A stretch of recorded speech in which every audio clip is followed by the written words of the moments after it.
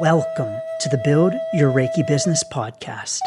I'm Christian of Standing Stones Healing, founder of the Reiki Business Collective and creator of the Build Your Reiki Business program, sending blessings and best wishes to your Reiki business.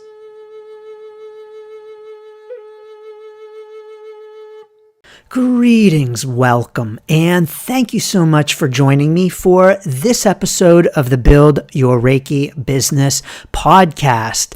In this episode, we are listening to some clips from the 2024 Reiki Business Summit in celebration of the recent 2025 Reiki Business Summit. Now, if you were able to join us this past weekend for the summit, I don't have to tell you what an amazing weekend it was.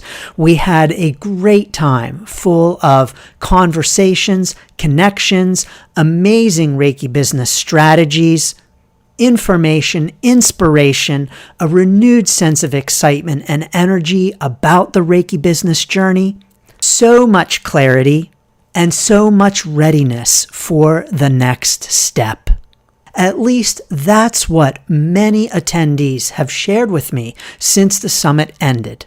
And in celebration of the Reiki Business Summit and this exciting weekend that we just had, this amazing event, we're taking it back to the 2024 Reiki Business Summit. Now, if you were not able to join us for that summit, it also was an impactful and transformative weekend. And I'm excited to share that if you were not able to join us for the 2024 Reiki Business Summit, you can grab the 2024 Reiki Business Summit Recordings package right now for a very special celebratory price of only $77. Now, this special price only lasts until October 10th. But in this episode, we're tuning in to some of the highlights from that summit.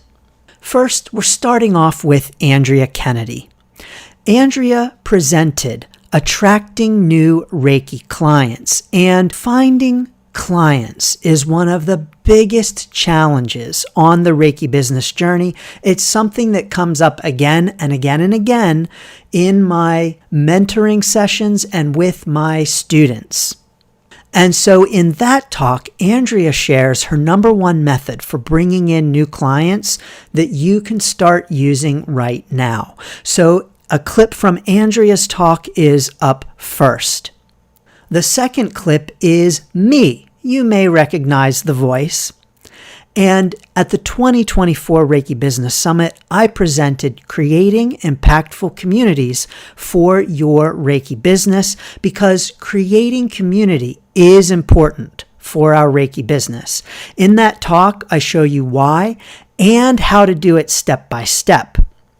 Now, with the 2024 Reiki Business Summit Recordings package, there's also included my bonus Define Your Tribe guide that accompanies the talk. And so it shares even more, walks you step by step, even more deeply through creating and maintaining your own impactful community. Number 3 in our clips is Colleen Benelli, who presented Create Your Reiki Business Identity. And in this talk, Colleen gave a complete overview of branding, as well as a guided meditation to help you get grounded and aligned for the deep work of branding. So you will hear from Colleen, number 3. Number 4 in these clips is Mary Raposo. At the 2024 Reiki Business Summit, yes, Mary was back for the 2025 summit as well. But in 2024, she presented on the very important topic of visibility. And so in navigating visibility for your Reiki business, Mary shows us how to push past our fears of being seen, especially if we identify as introverted or as HSPs, highly sensitive people, which many of us are. This presentation was actually very impactful for me because I never identified as an HSP, but after Mary's presentation, I realized that I kind of am. When you grab the 2024 Reiki Business Summit Recordings package, it also includes Mary's bonus 5-minute visibility formula guide. After Mary, you'll hear from Michaela Daystar, who also joined us at the 2025 Reiki Business Summit, also sharing another awesome presentation. But in 2024, Michaela shared cultivating a trauma-informed Reiki practice. Now, we want to help our clients, and we want them to leave us better than when they came to us, right? Of course, but sometimes we might be doing more harm than good. Sometimes we might be accidentally harming our clients. In this talk, Michaela shows us how we might be and how to create a safe space for our clients for their healing.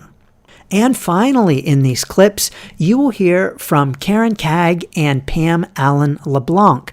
And in 2024, Karen and Pam teamed up to collaborate on a talk about collaboration. I absolutely loved it when they told me their talk topic. I thought it was brilliant.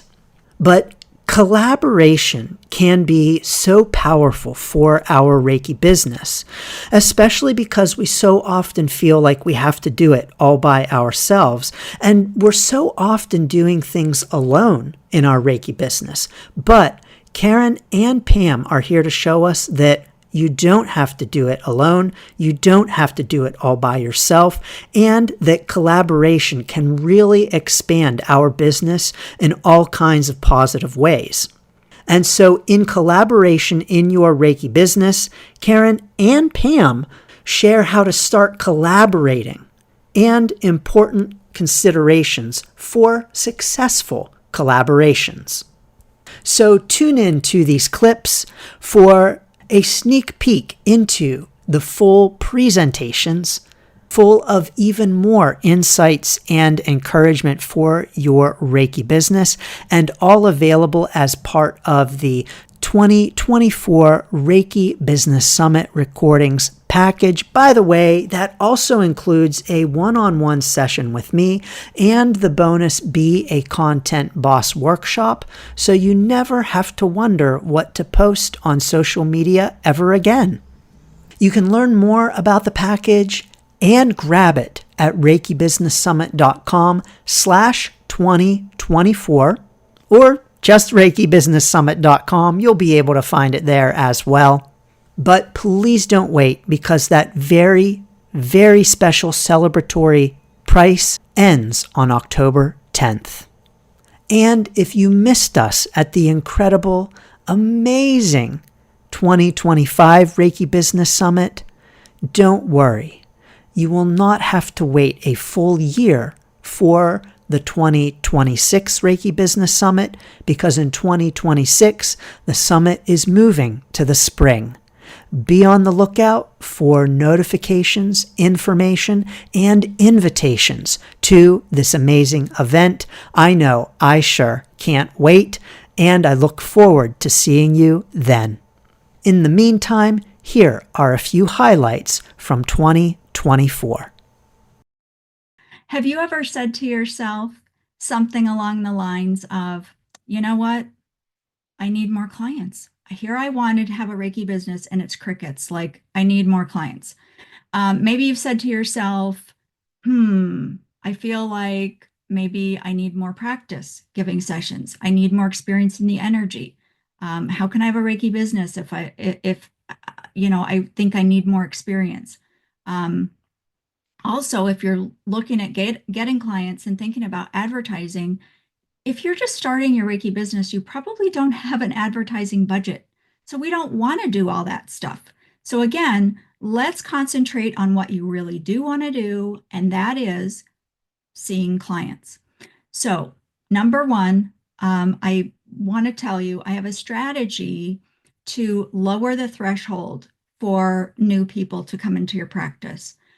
What is really important for us to think about as Reiki business owners is in order for your business to succeed, you not only need clients to continually find your practice and sign up for that first session, you also need returning clients, right? I mean, we need a balance. You're not going to just see one client one time and they're gone forever, hopefully. Usually there's a a percentage. I would say, for myself, I probably had about 60% when I did the strategy that would come back into my practice, which I think is pretty good when you're casting a net really, really wide.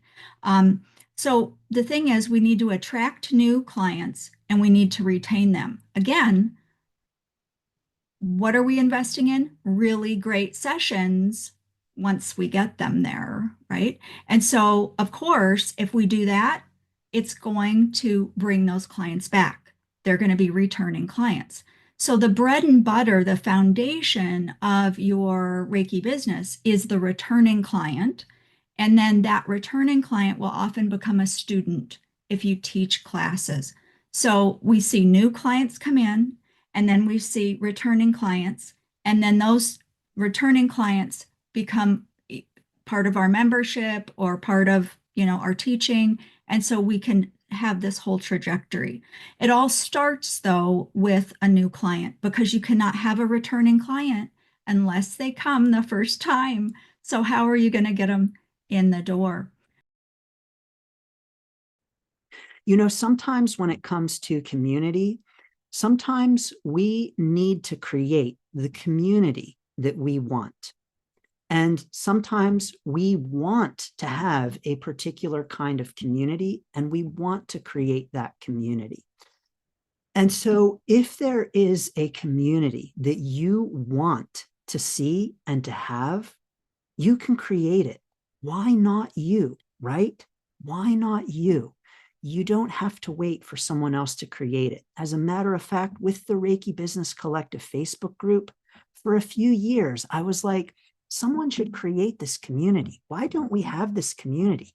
We should have this specific Facebook group just for Reiki business. Someone needs to do that. And then finally, I was like, I need to do that. We need the community and I'm just going to do it. And so here we are with the Reiki Business Collective. When we find that there's a community that we might want or need, we have the power to create that community. So if you're looking around in your own community and you're saying, someone should create that community, why not you? Several years ago, I was having a conversation with another Reiki practitioner. And she told me that she was thinking of leaving her town and relocating. And she said, I'm thinking of moving because the community just isn't there. The community just isn't there. Now, this blew my mind because I had been to her community. I was familiar with her town. And it wasn't a huge town. It was about 100,000 people, which is not really big, but it's also not a small town, right? 100,000 people is a good chunk of people to be able to hang out with and find like-minded people in. Not only that, there was a crystal shop, at least one crystal shop in this town. And so the community indeed was there. The problem was that no one had created the space for the community to gather. And so no matter where you are in the world, maybe you too are in a small town. Maybe you are looking around your small town and you're saying, there's nobody here like me. There are no like-minded people. No, indeed, we are everywhere. People like us are all over the place and we are everywhere. The problem is that so often we just simply don't have someone bringing us together. We don't have someone acting like the lighthouse to bring us together. And so that can be you. Why not you? I'm going to give you a roadmap to doing just that, for creating community, for defining your tribe and building it, and creating impactful communities for your Reiki business. If you are going to have a professional Reiki business, your social media needs to reflect your voice. What do you want to say? What's your inner truth? What's your authentic message? Who are you speaking to, and what do you want them to know about you and the Reiki solutions and resources that you provide? Who is your ideal client? Your ideal client is waiting for you to show up as your authentic self. And that's how they find you. When you are in your authentic presentation of your Reiki business identity, that's how they find you, because you resonate with them. And as we know, Reiki energy orchestrates all of this. There is some kind of a grand orchestration that happens that we talk about all the time, like how people find each other, the right teacher, the right student, the resonance between a client and a practitioner, just showing up as your authentic self. So then your ideal client can also be called an avatar. That's another thing. And all that is, it took me so long to understand what that meant, was, to me, the bottom line is, who are you talking to? Like, how do you imagine the people that you're speaking to? And mostly you can look at yourself and look at you and what were the questions you were asking. And, who are you speaking to? What do they need? That's the biggest thing, is, yes, do people care about your credentials? But most of all, how does who you are and what you do help them solve their problems? What is it that you share that can make a difference in their life? Who are they? Imagine yourself speaking to them, because that is what you are doing with your entire business identity. That's one of the biggest keys in terms of, I think, the way that we can navigate it, especially as introverts, as highly sensitive people,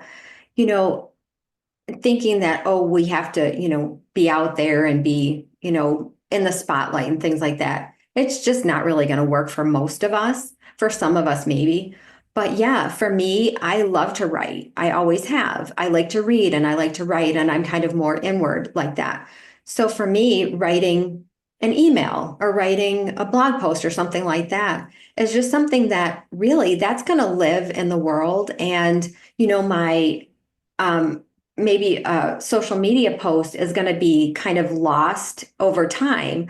But if I create a blog post, it's going to be evergreen. People are always going to find it. It'll even have SEO associated with it.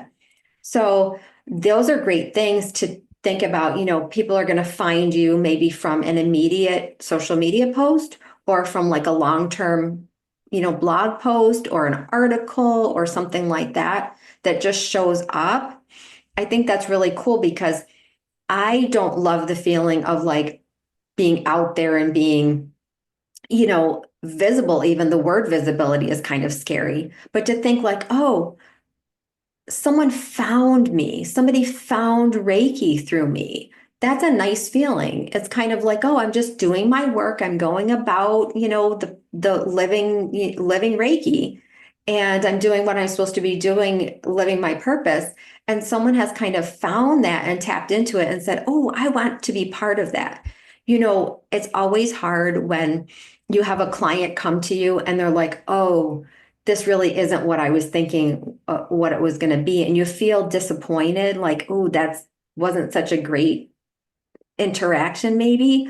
But if people know kind of what to expect before they get to you, they're going to be all in. they're going to be thrilled once they're there because they've already heard like maybe your voice through your writing, or they've seen your picture, or maybe they saw like a short little video of you or something like that, or something on a summit. Maybe they watched your presentation, right? And they're like, oh, I kind of get where that person is coming from. And I'd like to maybe have a session with them, or, learn from them or something. So it's kind of more about that. It's about that findability. Because we have vulnerable bodies in a complex world, and each one of us is carrying some kind of fear, some kind of response to our experiences in the world that other people possibly have no way of knowing. Most likely, most of the time, have no way of knowing. Sometimes we do, most of the time we don't. And when a client comes to us in a Reiki session, we usually don't know. They might not know what the specific stimulus might be that could bring up some old fear, some place inside of them that has not yet processed a frightening experience. And we are lucky, friends, that we live in a time when there is so much information and research available about what trauma is, how it materializes in the body, how the brain chemistry and the body and the emotional landscape all coordinate together to either process our traumas and clear them out of our system as we are designed to do, or hold on to them and create spaces inside of us that can be activated in the world. Now, that can be a scary thing to think about when we think about our roles as Reiki practitioners, where we are inherently opening up spaces of vulnerability and intimacy and privacy with often strangers. We're opening ourselves to vulnerability, and they are opening themselves to vulnerability. And we have the best intentions for that space. I assume we do. There are people who do not have good intentions and misuse their power as a practitioner, but we're not talking about those people. That's not us, right? I'm assuming we all are here with the best intentions. And so it can be a little bit daunting to think about this fact that people bring in triggers that we don't know and that they might not know. But here's the good news. We now know a lot about how this system works. And by system, I mean our physiology and with respect to trauma. And we know more and more every year about how to create conditions of safety and choice and consent, whether or not we know what a person is dealing with. And that's what we're here to talk about today. I think there's an element of vulnerability in collaborating. If you're hesitating, and that's why we want to do this. And that's why we're going to have the breakout session. So you've got Christian's, Reiki Business Collective. I mean, but we just want to give you that push, like just ask somebody, hey, I was thinking about doing this. You want to do this with me? Because I'm scared, Yeah. and it turns out that everybody's a little bit nervous. Everybody, is kind of fumbling their way through their business. But it really helps. I mean, even you had said, even going into this talk today, normally I get a bit nervous before talks, but I was like, oh, but I'm doing it with Karen. One of the things that is necessary to move into the collaboration mindset is to move out of the competition mindset. And Reiki can really help us with that. Just help us shift from that scarcity mentality to an abundance mentality. And it allows you then to work together with someone who will help your business grow. And it's not a thought about taking business away or anything like that. It's more about growing together. When you get stuck in that, then that really limits you, because when you come from a mentality of like, there's plenty, and William Rand emphasizes this, there's plenty to go around for everybody. And when you collaborate with others, because if you come from the point of view, like the people that are supposed to come to me will come to me, people who are supposed to go to that person will go to that person. And all of us are needed. God, all of us are needed at this time. Everybody, come on. So when you make that shift, then the creativity just blossoms, and it helps your business and it helps the other person's business. Yeah. And you'll usually find that there's gaps in skills and there are things that Karen's way better at than I am. and things that I might be better at than she is. And then together it forms this great thing. And a lot of it, when you do a collaboration too, is about how you frame it. And so I reached out to Karen, and what I told the students was like, hey guys, you get 2 for 1. And so rather than be disappointed that I was going to be away for 4 hours of class, my students were thrilled that they got to have both of us. And so once you do decide on a collaboration effort, it's also how you frame it when you present it to others as well. And really, our students were thrilled, Karen. Yeah, because if she hadn't framed it that way, they might have gone, I said it for Pam. Who is this woman? I don't want this woman. Right? Like, that's not whom I paid for. Like, you talk funny. So the way, because she reframed it, they were like, oh yeah, we get 2 for 1. Thanks for tuning in to the Build Your Reiki Business podcast. Please like, share, subscribe, and send to a friend. Learn more about the Build Your Reiki Business program at standingstoneshealing.com/build. Sending blessings and best wishes to your Reiki business.